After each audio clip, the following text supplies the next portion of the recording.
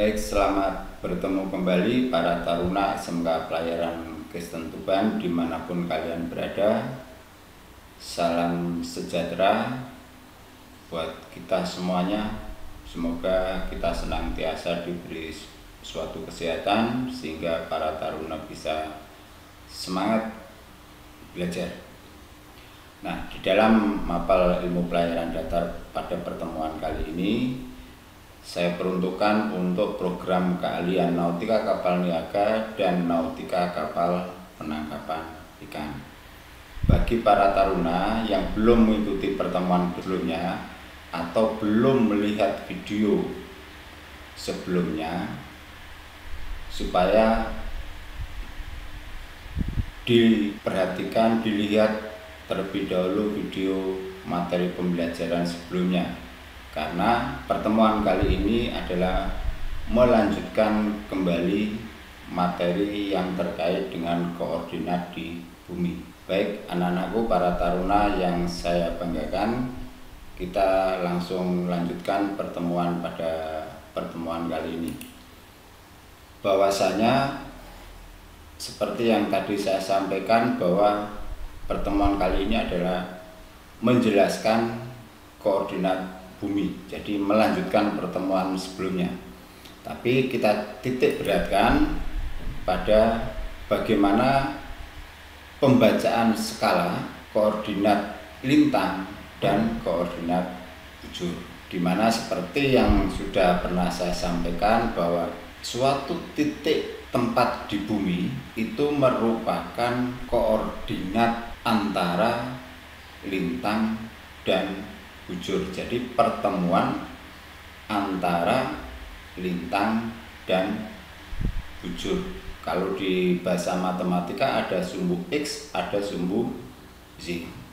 Ya, jadi koordinat itu secara garis besarnya kira-kira seperti itu.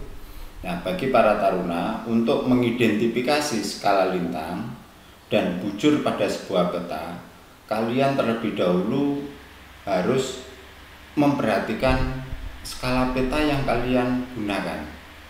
Apakah peta tersebut merupakan peta yang skala besar atau peta yang skala kecil? Ini tampilan di layar ini adalah merupakan salah satu peta yang skala besar. Ya, jadi nanti saya berikan contoh yang skala kecil juga. Jadi tolong diperhatikan betul-betul skala petanya. Apakah peta skala besar atau peta skala kecil. Nah, salah satu contoh ini, kalau anak-anakku mengidentifikasi lintang, mengidentifikasi skala lintang, kalian harus menggunakan skala lintang yang ada di sisi kanan atau di sisi kiri sebuah peta. Kalau mau mengidentifikasi skala bujur, kalian gunakan skala yang ada di atas atau yang ada di bawah peta. Jadi berbeda kalau lintang atau latitude itu sebelah kanan dan kiri, sedangkan bujur atau longitude itu berada di atas dan bawah. Nah, salah satu contoh ini bahwa di sini ada keterangan 1 nautical mil atau 1 mil, di mana peta skala besar ini dalam 1 milnya detiknya itu terbaca. Jadi satuan detiknya itu terbaca. 1 nautical mil terdiri dari 10 bagian. Terdiri dari 10 bagian. Kita hitung 1, 2, 3, 4, 5, 6, 7, 8, 9, 10. Jadi 1 nautical mil atau 1 menit sama dengan 10 bagian garis kecil-kecil. Nah, 1 bagian pada garis kecil itu memiliki arti atau angka 0,1 menit. Ini kan menit, sehingga di dalam satuan menit itu tentu ada detiknya. Dari garis pertama ke garis kecil pertama merupakan 1 bagian, di mana 1 bagiannya adalah 0,1 menit. Nah, sehingga kalau kita jadikan detik berapa? 0,1 menit dikalikan 1 menitnya 60 detik. Jadi 0,1 dikali 60, sehingga 0,1 kalau kita kalikan 60 sama dengan 6 detik. Jadi 0,1 sama dengan 6 detik, sehingga satu bagian satu kotak kecil itu adalah 6 detik, 6 detik, 6 detik, 6 detik, dan seterusnya. Sehingga kalau 5 garis atau 5 kotak berarti 30 detik. Sehingga di sini karena muncul detiknya, sehingga peta tersebut sekali lagi merupakan peta yang skala besar.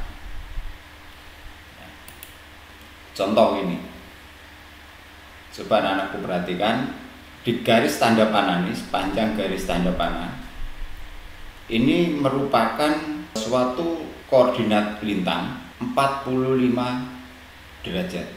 Kalian perhatikan di sini ada angka 45 derajat. Di bawah juga ada angka 45 derajat. Nah, kenapa di sini muncul 15,6 menit? 15,6 menit. Nah, kalian perhatikan seperti yang sudah saya sampaikan bahwa kalau kita membaca sebuah peta, jika angkanya ke atas atau ke utara semakin besar, maka peta tersebut merupakan daerah di belahan utaranya dari Khatulistiwa, maka lintangnya adalah lintang utara atau north. Nah, pembacaannya mesti diawali dari angka yang terkecil ke angka yang terbesar. Ya, 45 derajat 15 menit. Di sini ada 15, atasnya 16. Jadi kita hitung dari angka 15. Angka 15 kita hitung ke atas, 1 2 3 4 5 6. Berarti makanya di sini 15,6 menit. Nah, sehingga kalau misalkan 15,6 menit sama dengan berapa menit berapa detik, kan berarti 15 menit 6 kali 60 berarti 32 detik gitu ya. Ya, sekarang yang kedua ini terbaca angka 45 derajat 14,8 menit lintang utara. Padahal di sini tidak ada angka 14. Ya, tentu karena bagiannya semua skalanya sama, di bawah angka 15 berarti angka 14 menit. Di bawah 15 menit berarti 14 menit. Nah, 14,8 kita hitung 14,8. 1 2 3 4 5 6 7 8. Jadi 8. 14,8 menit. Kemudian contoh yang ketiga di garis tanda panah ini sama berada pada lintang 45 derajat 14 menit, sama 14 menit. Letak perbedaannya ada di detiknya. Nah, berapa detiknya? 1 2 3 4 5. Berarti 14,5 menit atau 14 menit 30 detik lintang utara. Itu salah satu contoh untuk membaca skala lintang pada sebuah peta laut. Nah, demikian juga bujur sama. Perbedaannya kalau lintang ada di atas dan kiri, sedangkan bujur bawah dan atas. Perbedaannya di situ aja. Kita lanjutkan satu contoh ini. Tadi sudah saya sampaikan bahwa peta itu ada peta yang skala kecil, ada yang skala besar. Nah, contoh berikutnya ini adalah peta yang merupakan peta skala kecil, di mana kalian lihat angka ini adalah angka 6 dengan satuan derajat. 6 dengan satuan derajat sepanjang garis ini. Kemudian garis yang di bawah itu adalah angka 7 derajat.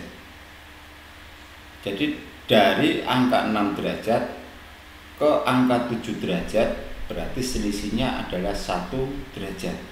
6 ke 7 selisih 1 derajat. Berarti kalau kita ingat bahwa 1 derajat itu adalah 60 menit.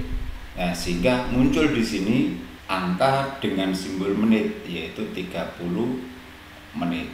Dengan demikian, dari angka 30 garis ini sampai ke garis panjang berikutnya itu adalah 10 apa? 10 menit, bukan 10 detik, tapi 10 menit di sini. Dari angka 6 ke garis panjang pertama itu adalah 10 menit ya. Jadi di sini ada perbedaan, ada yang agak gelap dan tidak. Ini yang gelap ini 5 menit, yang tidak gelap juga 5 menit. Jadi satu bagiannya itu adalah 1 menit. 1 menit, 1 menit, 1 menit. Nah, kalau peta skala besar tadi 1 menit muncul detiknya, tapi di sini 1 milnya atau 1 menitnya tidak muncul detiknya. Ini perbedaan kalau kita menggunakan peta skala kecil atau peta skala besar. Nah, sehingga 1 bagian, kalau saya besarkan ini, 1 bagian kecil, ini 1 kotak kecil itu memiliki arti bahwa dari garis pertama ke garis kedua itu adalah 1 menit ya. Dari garis pertama ke garis kedua itu adalah 1 menit atau 1 mil ya, 1 menit atau 1 mil. Nah, kalau dari angka 6 derajat sampai ke garis panjang pertama 10 menit berarti sama dengan 10 mil. 1 menitnya 60 detik, 1 derajatnya 60 menit. Sehingga 1 derajat dari angka 6 sampai angka 7 memiliki jarak sejauh 60 mil. Jadi batasan ini mempunyai jarak 1 kotak ini 60 mil. Ini contoh kalau kita menggunakan peta skala kecil. Jadi kalau peta skala besar itu muncul ada angka menit dan detiknya, tetapi kalau peta skala kecil hanya muncul angka dengan satuan derajat dan menit, sedangkan detiknya tidak muncul. Itu perbedaannya. Nah, kita lanjutkan sekarang. Kita lanjutkan bahwa pada contoh ini kita akan mencari sebuah titik. Mencari sebuah titik di peta, ya, titik A ini. Titik A ini A berada di suatu tempat di sebuah peta. Hanya kita belum tahu kira-kira A itu berada pada koordinat lintang berapa, di lintang selatan atau lintang utara. Koordinat bujurnya juga demikian. Berapa koordinat bujur titik A ini, tempat A ini? Apakah berada di bujur timur atau di bujur barat? Nah, kalian perhatikan bahwa untuk menentukan sebuah letak di bumi, kalau kita mau mencari angka koordinatnya, saya sarankan gunakanlah jangka standar atau jangka smart ya. Jangka standar itu yang tidak mudah berubah, jadi bentangan jangkanya tidak mudah bergeser atau berubah-ubah, sehingga nanti untuk mengantisipasi terjadinya perubahan bukaan terkait dengan lebar jangka yang dibuka, supaya tidak berubah, gunakan tadi saya sampaikan jangka standar. Nah, pertama, salah satu jangka kalian arahkan ke garis lintang 6. Ini sepanjang garis lintang 6. Tempatkan di situ. Kemudian jangka dibuka bentangannya sejauh ke titik yang kita cari. Kalau sudah pas, pastikan jangka tidak bergeser terkait dengan bentangannya tadi, tidak bergeser. Kemudian kita geser jangka tersebut ke arah skala lintang. Kita geser ke arah skala lintang. Kalau sudah, kita tinggal baca bahwa tadi dimulai dari garis angka 6. Berarti koordinat A ini berada pada lintang 6 derajat, berada pada koordinat lintang 6 derajat. Nah, sekarang lintang 6 derajat ini kan hanya persis di garis ini. Sedangkan kelebihannya ini kan ada menit. Nah, sehingga kita tetap menghitung lintang 6 derajat berapa menit. Ini kita lihat. 10 menit. 10 ditambah 1, 2, 3, 4, 5. Nah, 5, 6, 7. Berarti lintang 6 derajat berapa ini? 10 ditambah 7. 17 menit.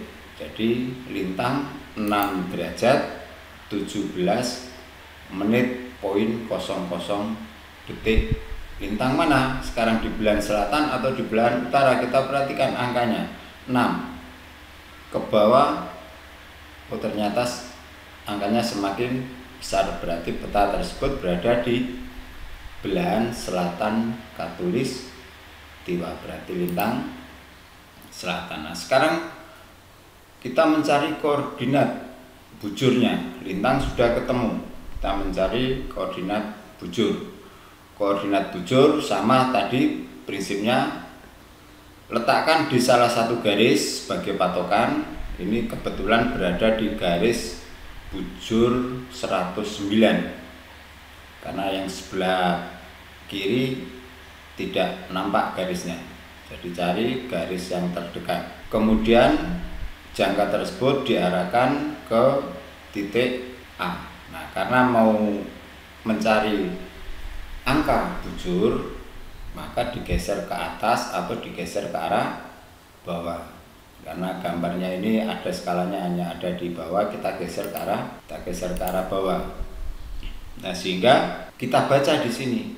Kalau sudah digeser, kita tandai, kita baca bahwa bujurnya tersebut bukan bujur 109. Kalian perhatikan, dihitung dari yang terkecil. Cari angka yang terkecil dari 109. Oh, ternyata ada nih 108. Nah, berarti daerah tersebut merupakan bujur 108 bukan 109, karena di sebelah kanan terus berarti nanti ada 110, 111 dan seterusnya. Jadi batasannya 108 ini sampai ke garis ini sudah merupakan garis bujur 109, sehingga titik A ini merupakan daerah yang berada di bujur 108 derajat. Nah, dihitung berapa menit kelebihannya? 30. Ini 108 ada angka 30. Tidak perlu kita hitung satu-satu ya.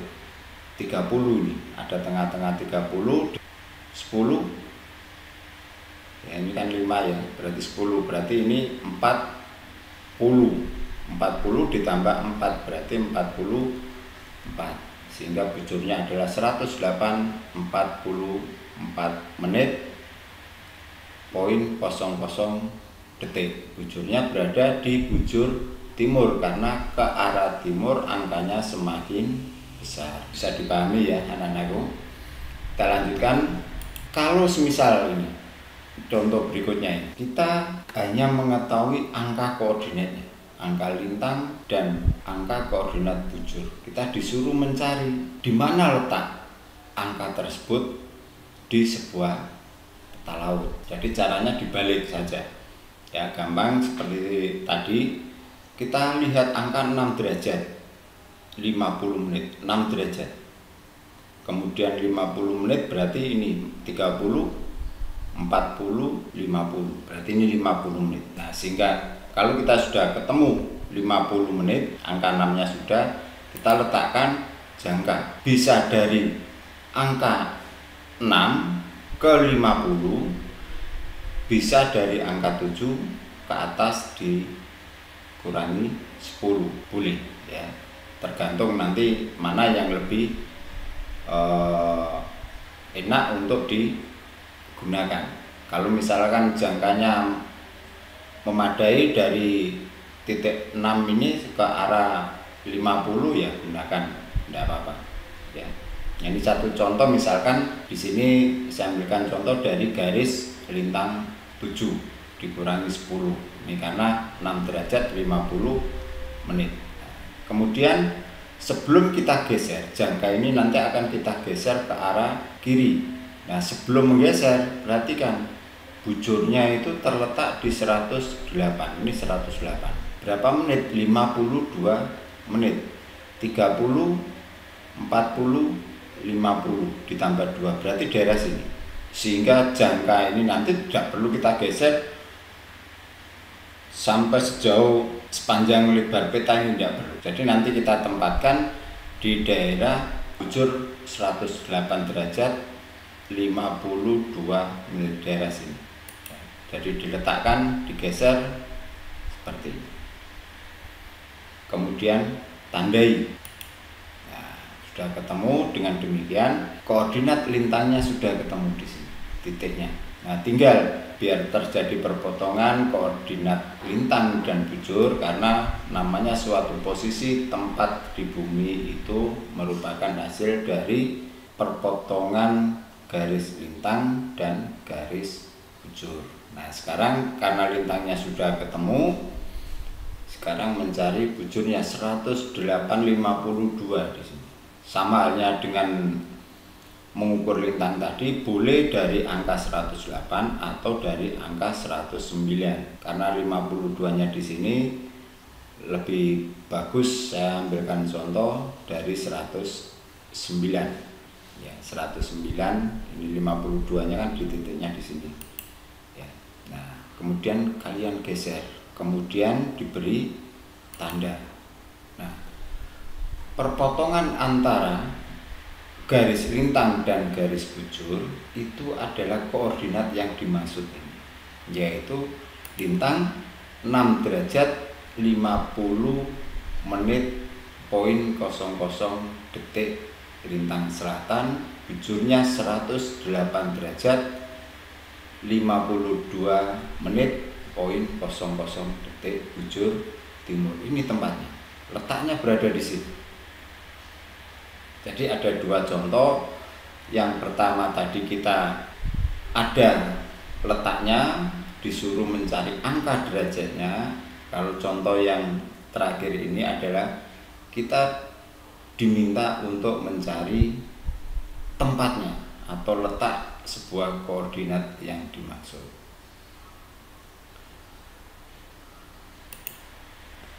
Kemudian contoh lain, ya, pembacaan penentuan posisi. Ini dengan bahasa Inggris nih. Kalau untuk lintang, kalian perhatikan di sini ada 45, 15 menit, 14 menit.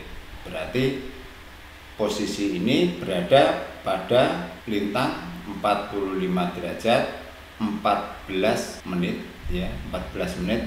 Sisanya berapa? Dihitung, ternyata 7. Berarti 14,7 menit lintang utara, karena ini angka 14 di selatan, ke arah utara angkanya semakin besar. Berarti peta tersebut merupakan belahan utara. Kalau bujur misalnya, bujurnya berada titik ini, sewar ini berada pada bujur 81 derajat. Di sini ada angka 20.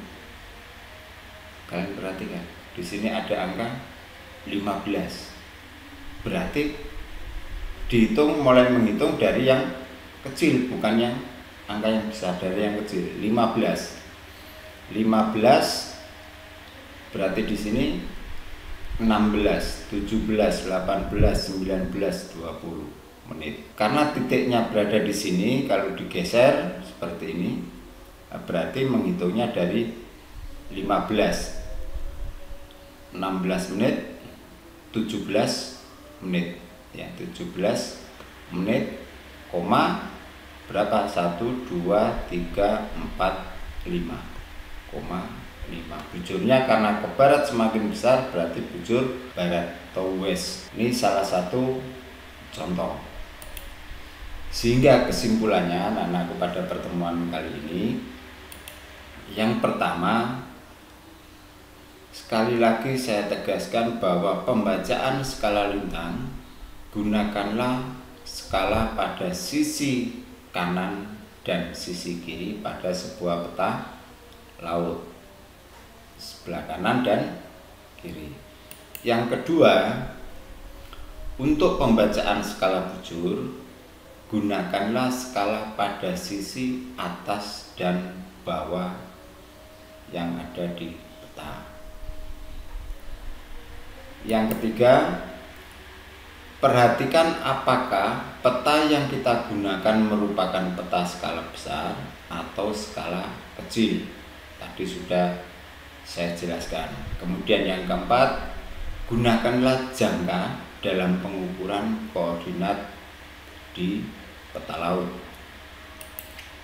Yang kelima, pengukuran dan pembacaan harus betul-betul seakurat mungkin. Jangan sampai mengukurnya asal mengukur, kemudian pembacaannya juga asal-asalan, maka nanti hasilnya tidak akan bagus. Apalagi kalau kita matchkan pada sebuah alat navigasi elektronik, misalkan GPS, maka tempat tersebut tidak akan sama dengan yang kita baca, yang kita ukur dengan apa yang tertera pada alat GPS. Yang terakhir, bahwa perpotongan hasil pengukuran lintang dan bujur disebut dengan tempat koordinat di sebuah permukaan bumi atau di sebuah peta laut. Jadi perpotongan sumbu X dan sumbu Z atau perpotongan antara garis lintang dan garis bujur disebut tempat suatu koordinat. Nah, sekarang sebagai penutup, anak-anakku, coba ini kalian kerjakan, kalian perhatikan, ada 3 soal. Ini soal pertama, ada A dan B. Kalian kerjakan di titik persis di tanda garis panah ini. Kalian sebutkan kira-kira berada pada koordinat berapa menit atau berapa detik. Kemudian yang kedua juga coba diidentifikasi A dan B, ada 2 garis juga, ada 2 titik. Kalian sebutkan kira-kira berada pada koordinat lintang berapa. Yang ketiga adalah koordinat bujur, ada C dan D. Kalian cari titik koordinat angkanya berapa, C dan D.